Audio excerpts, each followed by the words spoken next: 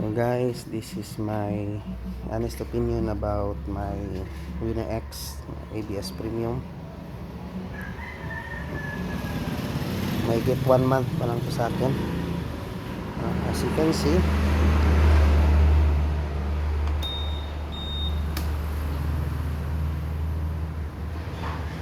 (1,588 kilometers), no?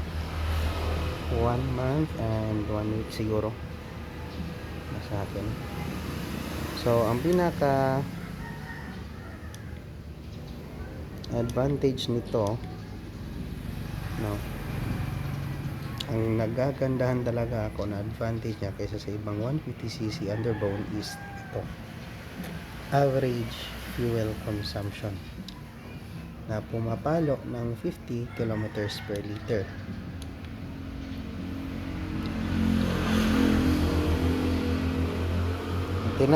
Tinest ko rin yan actual, no? Tumakbo ako ng at least 113 kilometers, no? 2 litro lang ang naubos niyan, mga 2.13 yata liters ang kinain lang. So ang average speed is 60 to 70 kilometers, no?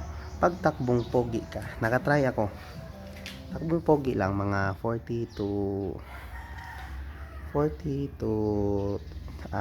kilometers, pumapalo siya ng 55 kilometers per liter, to 56. Napakatipid, no? Advantage over the other underbone brands. Tapos pangalawang advantage is the front suspension. Napakalaki niyan, no? For reference, wala kasi dito yung ADV ko, pero kasing laki to ng ADV 150. Kasing laki to. Ito yung pinakamalaking suspension underbone nga nakita ko sa kanya, or maybe yung sa Fury. May Fury kasi ako noon, yung Fury na first gen, napakalaki rin ng telescopic nun. Kanan dito, maganda yung play ng suspension, lalo na sa kurbada, no? Napakaganda. Tapos sa rough road naman, walang lumalagotok. So suspension front at rear maganda, no? Maganda talaga. Tapos the third advantage is the ABS, no? Nakuha ko lang to 130k, no? 130k lang to nakuha ko. So talagang sulit yung pera na ginamit natin. So wala akong issue so far, walang akong issue sa motor na to, no? The only disadvantage or na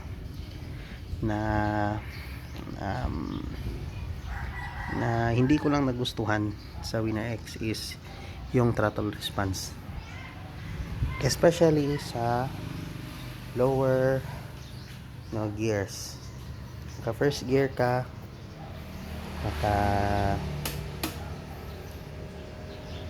naka second gear ka, napaka twitchy ng throttle response, no? Maliit na piga lang, no, parang gusto niya talagang gusto niyang sumagat agad. So ganun, napaka twitchy ng throttle response ng motor na to, especially sa lower gears, no?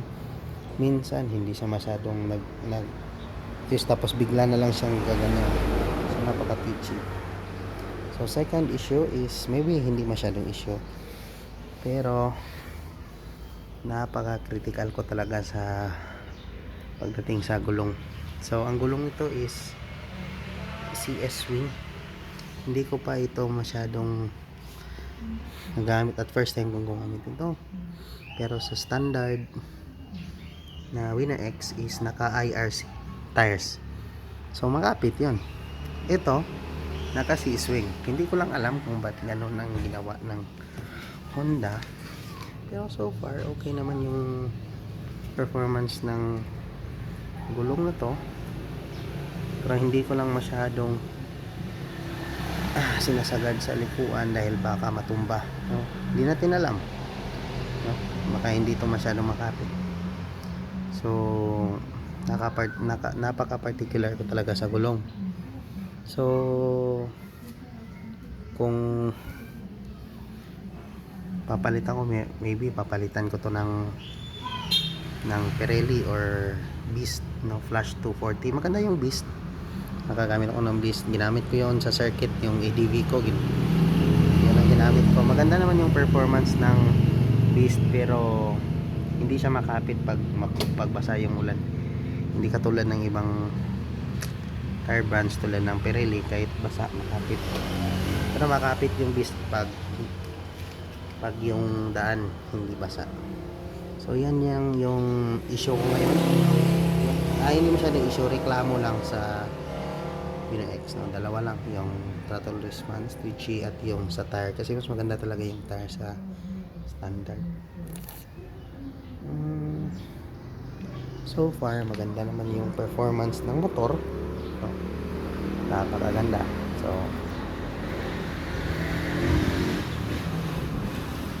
naka-tilt ID na pala yan. Para maganda yung likod. Isa din palang advantage kasi pasok yung gulong niya kahit naka-tilt ID ako, no, walang talsik sa likod, no. In my own experience, dumadaan ako sa basa, walang talsik dito. Tingnan mo, oh, napakalinis niyan. Wala matalsik yan dito. Yan, oh. Yan. Dumaan ka sa basa pero hindi talsik dito, wala.